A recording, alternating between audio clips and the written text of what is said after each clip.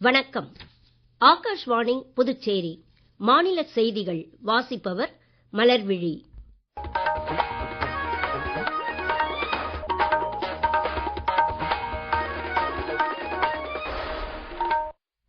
தலைப்புச் செய்திகள். நடப்பு நூற்றாண்டின் அடுத்த 25 ஆண்டுகள் இந்தியாவின் காலமாக இருக்கும் என்று மாநிலங்களவையில் பிரதமர் திரு நரேந்திர மோடி கூறியுள்ளார். மக்களவையில் குடியரசுத் தலைவர் உரைக்கு நன்றி தெரிவிக்கும் தீர்மானம் இன்று நிறைவேற்றப்பட்டது.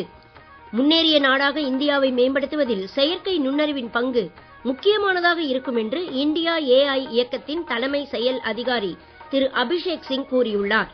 புதுச்சேரி உட்பட 5 மாநில சட்டமன்ற தேர்தலின் போது பார்வையாளர்களாக பணியில் ஈடுபட உள்ள அதிகாரிகளுக்கு தேர்தல் ஆணையம் இன்று புதுடெல்லியில் விளக்க கூட்டம் ஒன்றை நடத்தியது.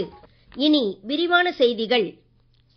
உலக அரங்கில் வேகமாக வளரும் நாடு இந்தியா என்றும், நடப்பு நூற்றாண்டின் அடுத்த 25 ஆண்டுகள் இந்தியாவின் காலமாக இருக்கும் என்றும் பிரதமர் திரு நரேந்திர மோடி கூறியுள்ளார். இன்று மாநிலங்களவையில் குடியரசுத் தலைவரின் நாடாளுமன்ற உரைக்கு நன்றி தெரிவிக்கும் தீர்மானம் மீதான விவாதங்களுக்கு பதிலளித்த அவர், சர்வதேச சமூகத்திற்கு பிரச்சனை ஏற்படும் போது அதை தீர்க்கும் வல்லமை கொண்ட நாடாக இந்தியா திகழ்வதாக கூறினார். இந்தியாவின் வளர்ச்சியில் இளைஞர்களின் பங்களிப்பு மிக முக்கியமானதாக இருக்கும் என்றும் அவர் தெரிவித்தார். 2014 உலக பொருளாதார நாடுகளின் பட்டியலில் 11வது இடத்தில் இருந்த இந்தியா தற்போது 3வது இடத்திற்கு முன்னேறி இருப்பதாகவும், வளர்ந்த நாடுகள் கூட பல நெருக்கடிகளை சந்திக்கும் நிலையில் இந்தியா தனித்துவமாக முன்னேறி வருவதாக அவர் குறிப்பிட்டார். இந்தியாவின் வளர்ச்சி பயணத்தில் இளைஞர்களின் பங்கு மிக முக்கியமானதாக இருக்கும் என்றும் அவர் கூறினார். மாநிலங்களவையில் பிரதமரின் பதில் உரை தொடங்கிய உடனேயே எதிர்க்கட்சிகள் அரசுக்கு எதிராக கோஷங்களை எழுப்பிய வண்ணம் அவையில் இருந்து வெளியேறின. முன்னதாக குடியரசுத் தலைவர் உரைக்கு நன்றி தெரிவிக்கும் தீர்மானம் மீது இன்று மாநிலங்களவையில் தொடர்ந்து நடைபெற்ற விவாதங்களில் பிஜேபி உறுப்பினர் திருமதி மாயா நரோலியா, ஆம் ஆத்மி கட்சியின் திரு SK பாதக், தெலுங்கு தேசம் கட்சியைச் சேர்ந்த திரு KK சுரேஷ் உள்ளிட்டோர் பங்கேற்று பேசினர். நாடாளுமன்ற இரு அவைகளின் கலப்பு கூட்டத்தில் குடியரசுத் தலைவர் திருமதி திரௌபதி முர்மு ஆற்றிய உரைக்கு நன்றி தெரிவிக்கும் தீர்மானம் இன்று மக்களவையில் நிறைவேற்றப்பட்டது. முதலாவது ஒத்திவைப்பிற்கு பின்னர் நண்பகல் 12 மணிக்கு அவை மீண்டும் கூடியபோது தீர்மானம் மீதான எதிர்க்கட்சிகளின் திருத்தங்கள் வாக்கெடுப்பு மூலம் நிராகரிக்கப்பட்டு எதிர்க்கட்சிகளின் அமளிக்கு இடையிலேயே குரல் ஓட்டு மூலம் தீர்மானம் நிறைவேற்றப்பட்டது. அதன் பின்னரும் எதிர்க்கட்சிகளின் அமளி நீடித்ததால் மக்களவையின் அலுவல்கள் பிற்பகல் 2 மணி வரையிலும் தொடர்ந்து 3 மணி வரையிலும் பின்னர் நாள் முழுவதற்கும் ஒத்திவைக்கப்பட்டன. எதிர்க்கட்சி உறுப்பினர்களின் அமளி காரணமாகவே நேற்று மக்களவையில் பிரதமர் விவாதங்களுக்கு பதிலளிக்க இயலவில்லை என்று சபாநாயகர் திரு ஓம் பிர்லா முன்னதாக அவையில் கூறினார். விரும்பத்தகாத சூழலை தவிர்க்கும் வகையில் அவைக்கு வர வேண்டாம் என பிரதமரை தாமே கேட்டுக் கொண்டதாக அவர் தெரிவித்தார். தேர்வுக்கு தயாராகும் மாணவர்களுக்கான பிரதமரின் பரீட்சா பே சர்ச்சா நிகழ்ச்சி குறித்து மத்திய கல்வி அமைச்சர் திரு தர்மேந்திர பிரதான் எழுதியுள்ள கட்டுரை ஒன்றை பிரதமர் திரு நரேந்திர மோடி சமூக ஊடகத்தில் பகிர்ந்து கொண்டுள்ளார். முன்னேறிய இந்தியாவிற்கு வழிவகுக்கும் வகையில் நாட்டின் கல்வி பயணத்தில் முக்கிய மாற்றங்களை கொண்டு வருவதற்கான தேசிய இயக்கமாகவே இந்நிகழ்ச்சி மேம்பட்டுள்ளது குறித்து அமைச்சரின் கட்டுரையில் விவரிக்கப்பட்டுள்ளதாக பிரதமர் கூறியுள்ளார். இந்தியாவிற்கும் அமெரிக்காவிற்கும் இடையிலான இருதரப்பு வர்த்தக உடன்பாட்டின் முதலாவது பகுதி அநேகமாக தயாராகிவிட்டதாக மத்திய தொழில் வர்த்தக அமைச்சர் திரு பியூஷ் கோயல் தெரிவித்துள்ளார். இன்று புதுடெல்லியில் செய்தியாளர்களிடம் பேசிய அவர், இரு நாடுகளுக்கும் இடையிலான கூட்டறிக்கை 4-5 நாட்களுக்குள் இறுதி செய்யப்பட்டு கையெழுத்தாகும் என இந்தியா எதிர்பார்ப்பதாக தெரிவித்தார். கூட்டறிக்கை இறுதியான பின்னர் வரி விதிப்பை 18% குறைப்பதற்கான நிர்வாக உத்தரவை அமெரிக்கா பிறப்பிக்கும் என்றும் அவர் கூறினார்.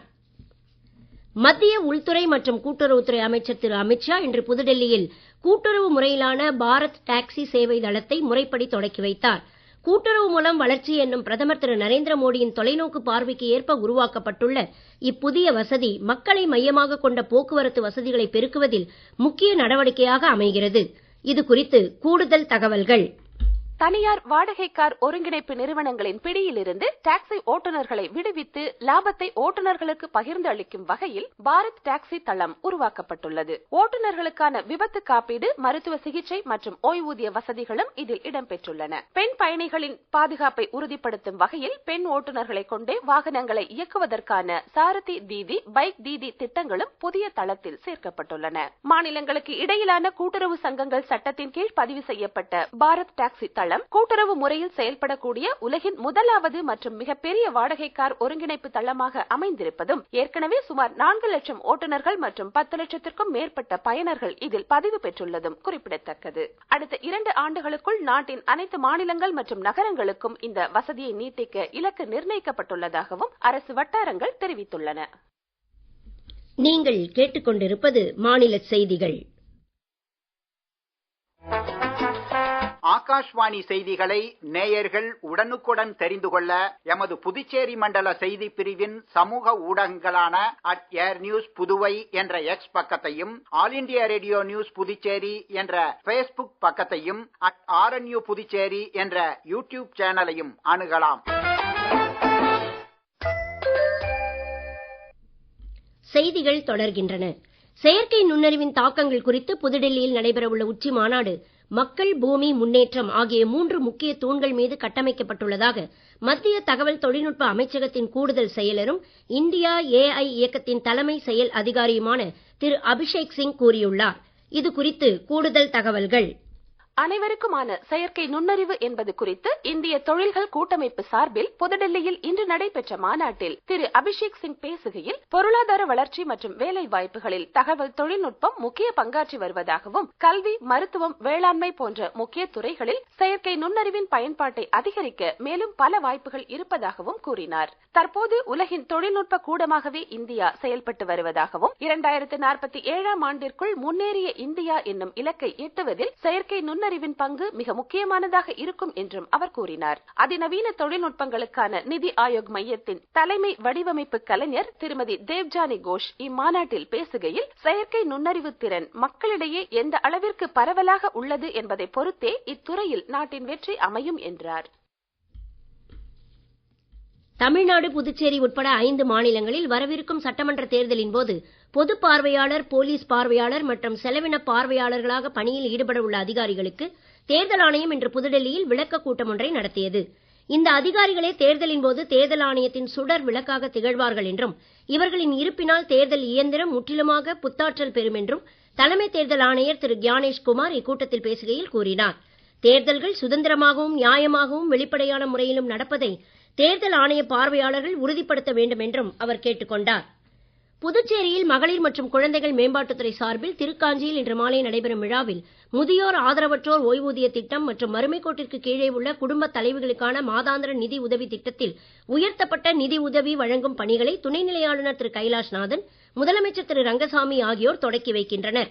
சட்டப்பேரவைத் தலைவர் திரு ஆர் செல்வம், அமைச்சர்கள் திரு நமச்சிவாயம், திரு லட்சுமி நாராயணன், திரு ஜெயக்குமார், திரு திருமுருகன், திரு ஜான்குமார், துணை சபாநாயகர் திரு ராஜவேலு, சட்டமன்ற உறுப்பினர் திரு AKD ஆறுமுகம் மற்றும் தலைமை செயலர் உள்ளிட்ட அதிகாரிகள் விழாவில் கலந்து கொண்டனர்.